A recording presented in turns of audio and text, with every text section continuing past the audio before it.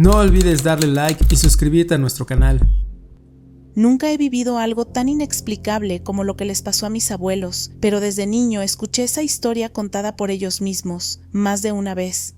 Y aunque ambos ya no están, cada vez que la recuerdo me recorre un escalofrío, como si algo invisible me tocara el alma.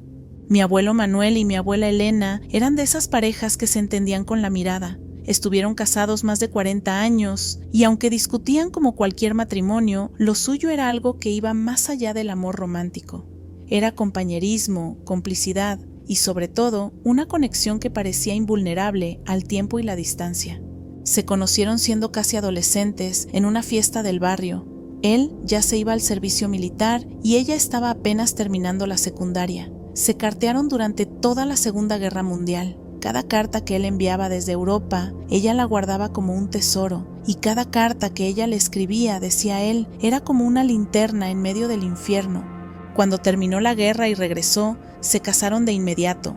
Él no tenía estudios, pero era trabajador y terco como pocos. Terminó manejando camiones de carga por todo el país, a veces semanas lejos de casa. Ella se quedó criando a los 3 hijos, con una paciencia y fuerza que siempre admiré. A pesar de la distancia, se mantenían tan unidos como si nunca se separaran. Cada noche, cuando él estaba en la ruta, ella se quedaba despierta unos minutos extra, tomaba una de sus cartas viejas y la releía. Decía que eso la hacía sentir que él estaba más cerca, y antes de dormir le hablaba en voz baja al techo, como si él pudiera oírla desde donde fuera que estuviera. Una noche, cuando mi papá todavía era un niño pequeño, ocurrió algo que cambió su vida, y probablemente también la salvó.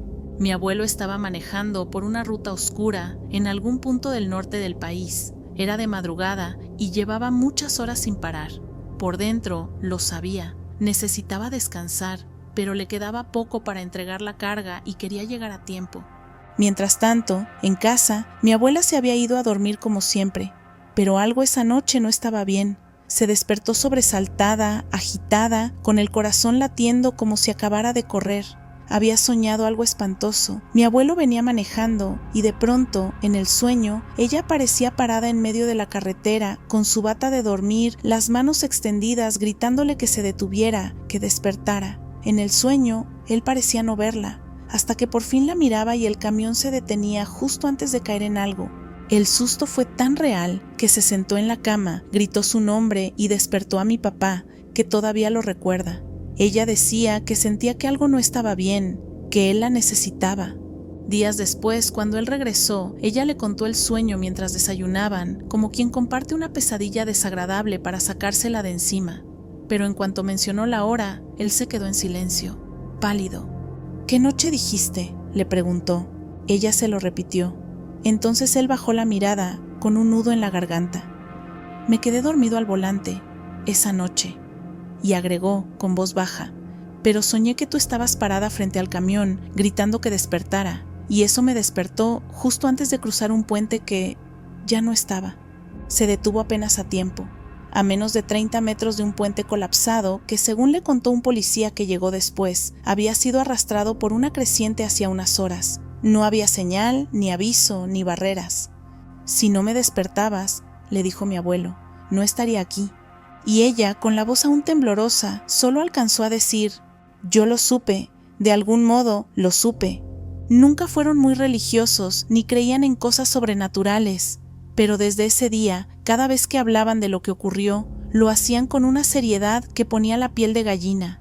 Yo crecí viendo cómo se miraban, cómo se tomaban la mano sin decir nada, cómo se preocupaban el uno por el otro, incluso cuando discutían por tonterías. Mi abuelo decía que ella siempre había sido su brújula, y mi abuela que él siempre volvía porque ella lo llamaba desde casa. Muchos años después, cuando mi abuelo murió primero, mi abuela se fue al poco tiempo, no por enfermedad, no por vejez, solo se fue negándose a vivir sin su compañero de vida. Esa conexión que los había unido desde adolescentes los mantuvo juntos, incluso después de la muerte. Y yo, que nunca viví nada parecido, me pregunto si realmente hay algo más fuerte que el tiempo, el espacio y hasta la muerte. Porque cuando mi abuela gritó su nombre desde la cama, él la oyó en medio del sueño, a cientos de kilómetros, y eso le salvó la vida.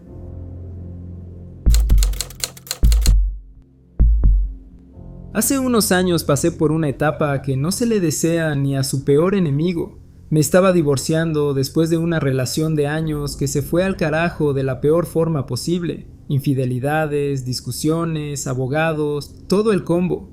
Como si eso no fuera suficiente, estaba perdiendo el contacto con amigos, mi trabajo se volvió una rutina sin sentido, y empecé a cargar con esa sensación de vacío que se mete hasta en los huesos. Así que, como hacen muchos cuando tocan fondo, me refugié en el alcohol. Vivía solo, en un pequeño departamento que nunca había sido realmente un hogar. Mis días eran un ciclo de levantarme tarde, llegar con ojeras al trabajo, salir, comprar una botella y repetir. Una noche en particular, una de esas en que ya ni sientes el sabor del trago, terminé completamente destruido.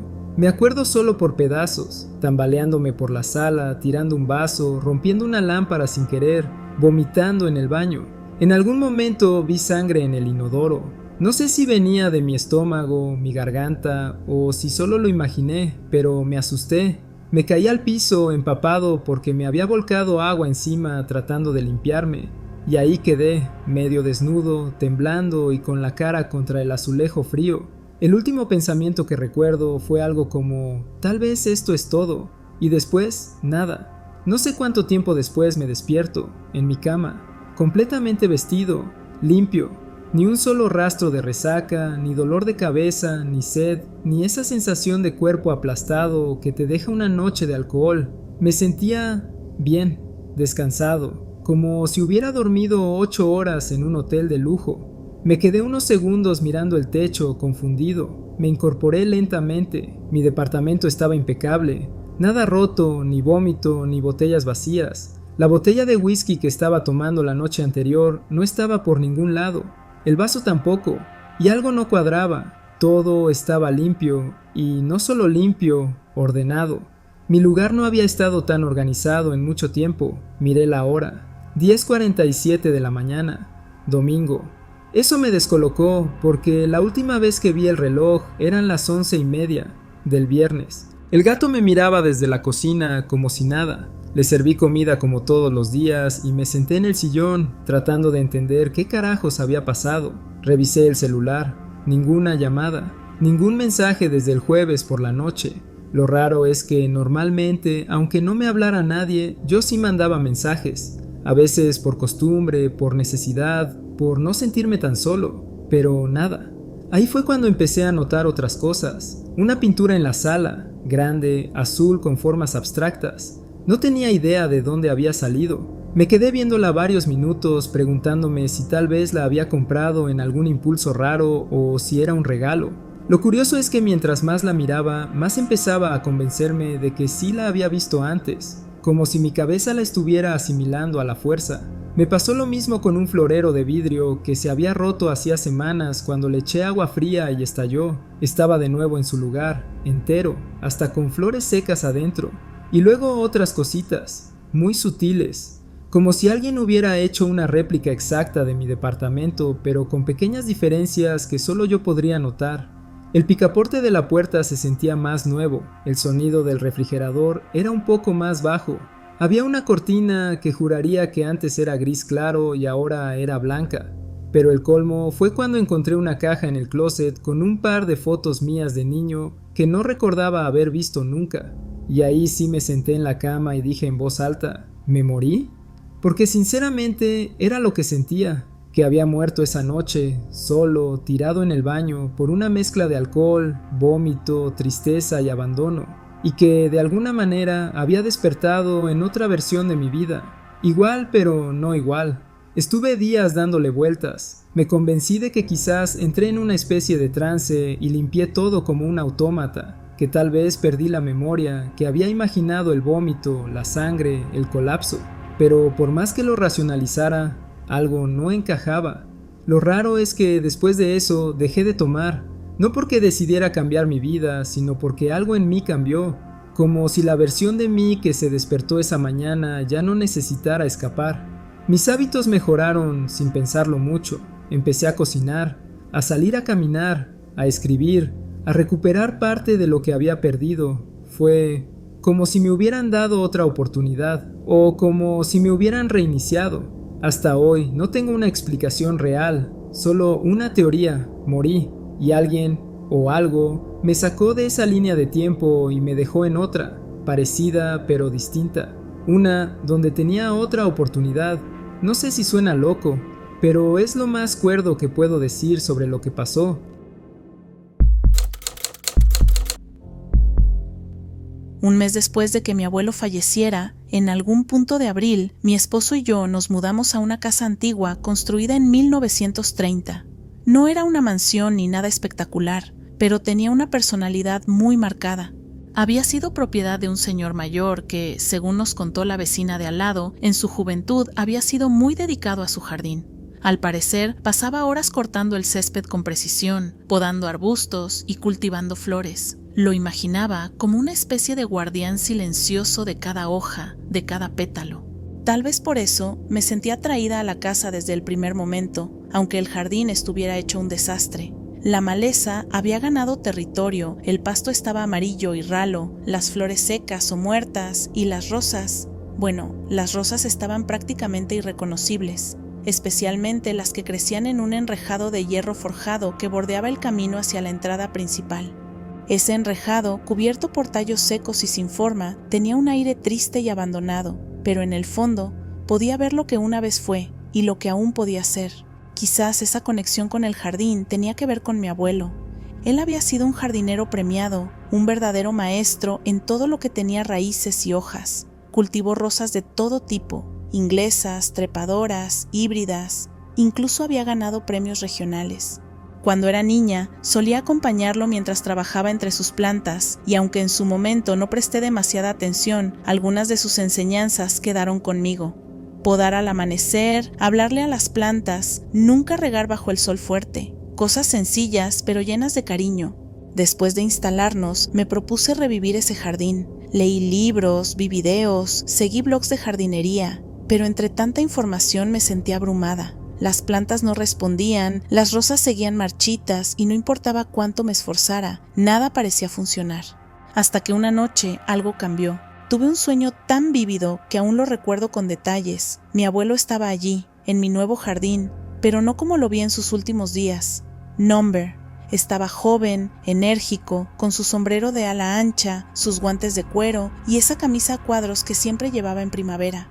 Me tomó de la mano y caminamos por cada rincón del jardín. Me iba mostrando qué hacer con cada planta, señalando exactamente dónde podar, cuándo fertilizar, cómo revivir los arbustos resecos. No eran consejos generales, era como si conociera cada centímetro de ese espacio, como si ya lo hubiese recorrido muchas veces antes. Cuando llegamos al enrejado con las rosas trepadoras, se detuvo. Me miró con esa expresión seria y cálida que tenía cuando realmente quería que le prestaras atención. Y me dijo, con estas hay que tener paciencia, vas a esperar hasta que llueva 2 días seguidos, solo después de eso podrás hacer lo que te voy a decir. Me enseñó dónde cortar, cómo atar las ramas sin dañarlas, cómo guiar los tallos para que subieran por el hierro como si supieran a dónde querían llegar.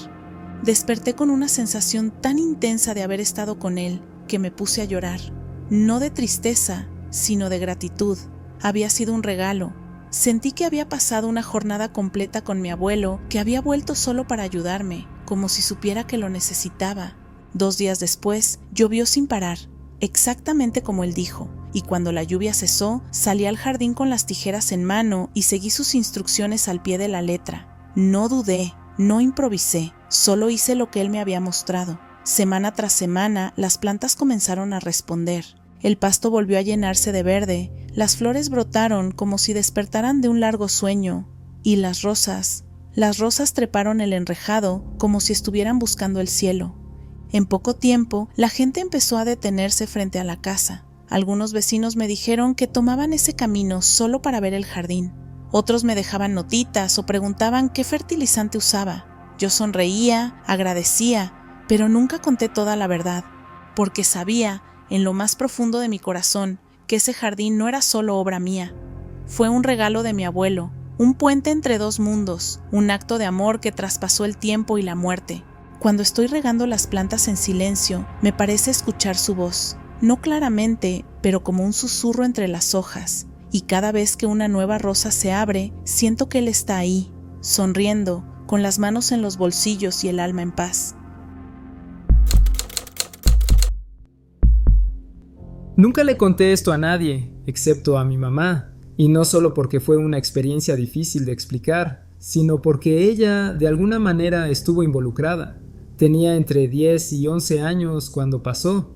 En ese entonces vivíamos en un conjunto de departamentos donde también vivían varios de nuestros familiares, tíos, primos, abuelos. Era como una pequeña comunidad en la que todos se conocían. Esa tarde mi mamá había salido con mi tía y mi tío al centro comercial. Lo recuerdo porque me molestó no poder ir con ellos, pero me quedé con la empleada doméstica que nos ayudaba en casa. Era una mujer joven, amable, y aunque no hablábamos mucho, siempre me cuidó bien.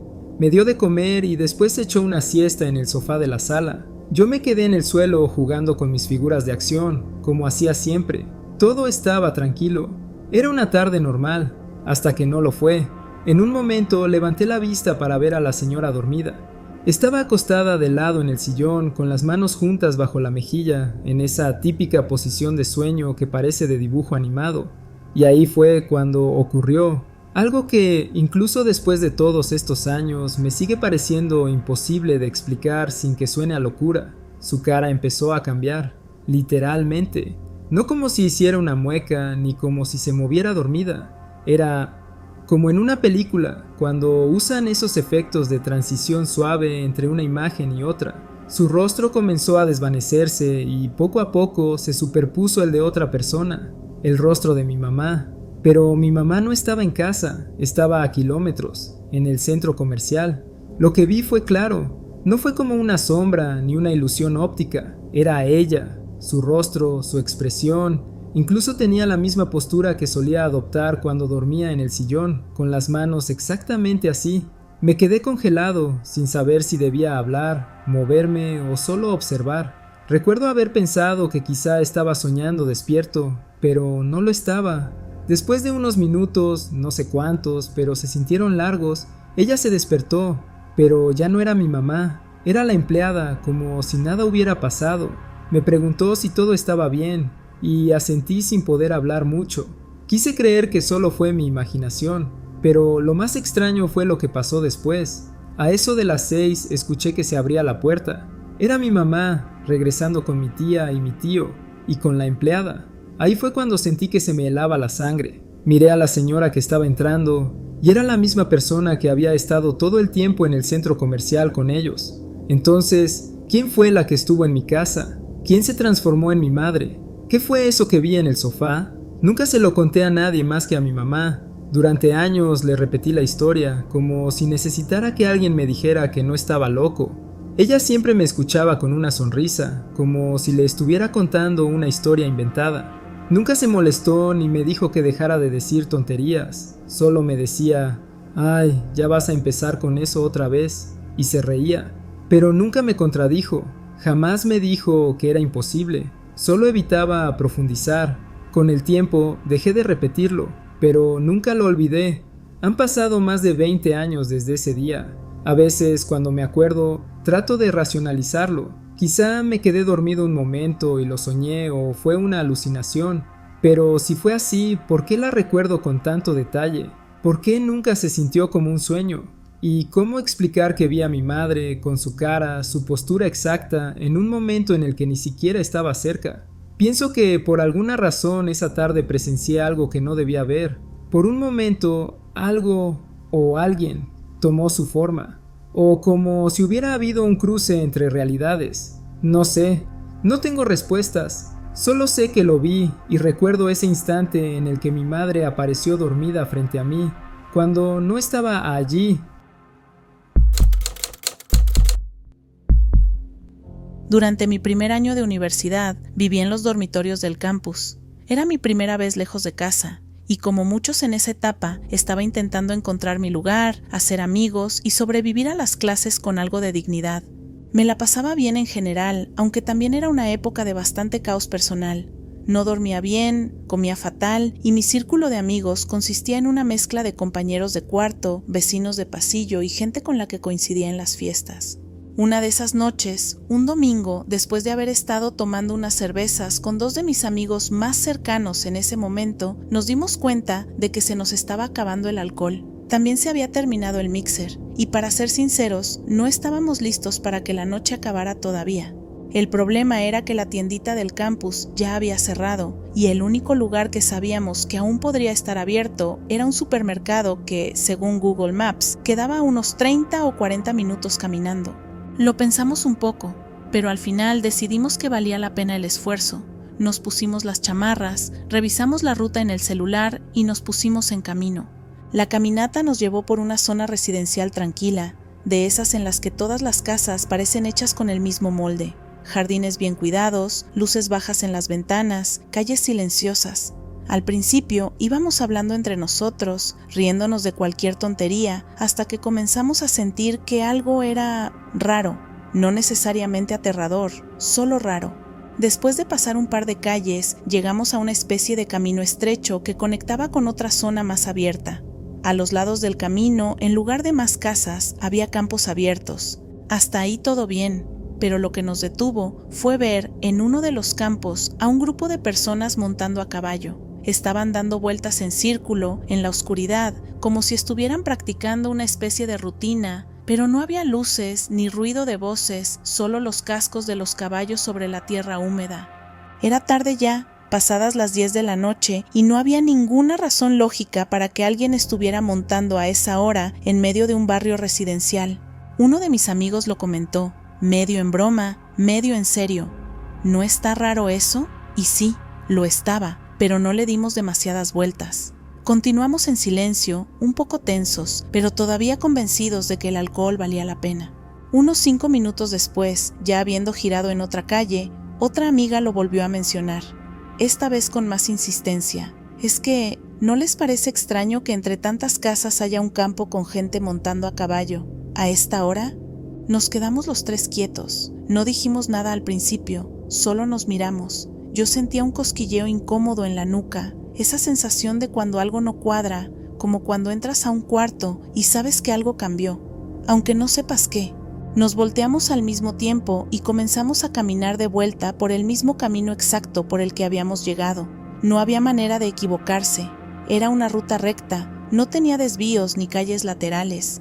Pero cuando pasamos por donde debían estar los campos, no había nada, ni siquiera un espacio vacío, solo casas, filas y filas de casas idénticas a las que ya habíamos cruzado antes, sin rastro de los campos, ni de los caballos, ni de la gente, nada. Nos detuvimos, esta vez ya sí asustados. No dijimos mucho más, solo nos miramos y sin necesidad de ponernos de acuerdo, apretamos el paso de vuelta al campus. Nunca fuimos al supermercado esa noche. Cuando llegamos al dormitorio, los tres nos sentamos en silencio en la sala común, sin saber qué decir. No estábamos drogados, no habíamos tomado lo suficiente como para alucinar y ninguno tenía tendencia a inventar cosas. Aún así, no podíamos explicar lo que acababa de pasar. Con el tiempo dejamos de hablar del tema, no porque lo olvidáramos, sino porque simplemente no sabíamos cómo abordarlo sin sonar completamente locos. A veces lo mencionamos entre nosotros, en plan, ¿te acuerdas de lo de los caballos? Y los tres asentamos sin decir más. Hasta el día de hoy no tengo ni idea de qué fue eso. Si fue algún tipo de alucinación colectiva, un fallo de percepción, una especie de glitch en la realidad, o algo más. Solo sé qué pasó, que lo vimos, que los tres lo vimos, y que por una calle por donde jamás hubo un campo, esa noche sí lo hubo.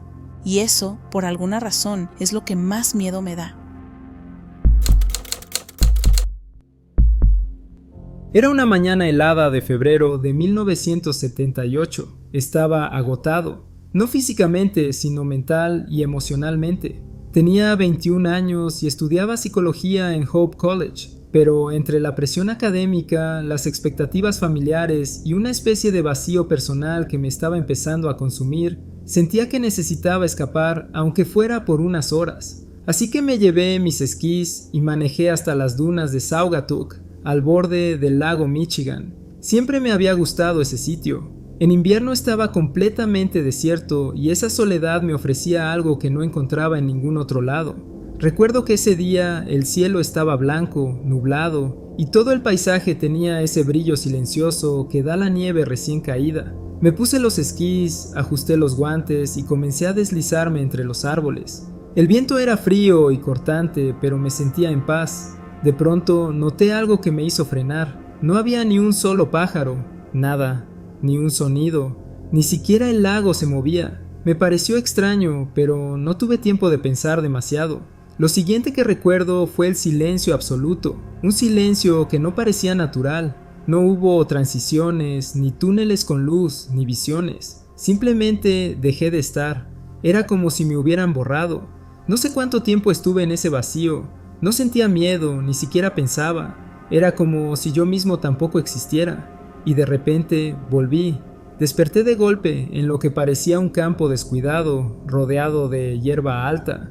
Era primavera. Sentía el sol en la cara. El aire era distinto y la temperatura no tenía nada que ver con la mañana helada en la que había amanecido. Me dolía la cabeza, pero no tenía heridas. Al mirar mi ropa, noté que no era mía. Llevaba puesto un suéter grueso color marrón y unas botas de trabajo gastadas pero limpias. Junto a mí había una mochila que tampoco reconocía.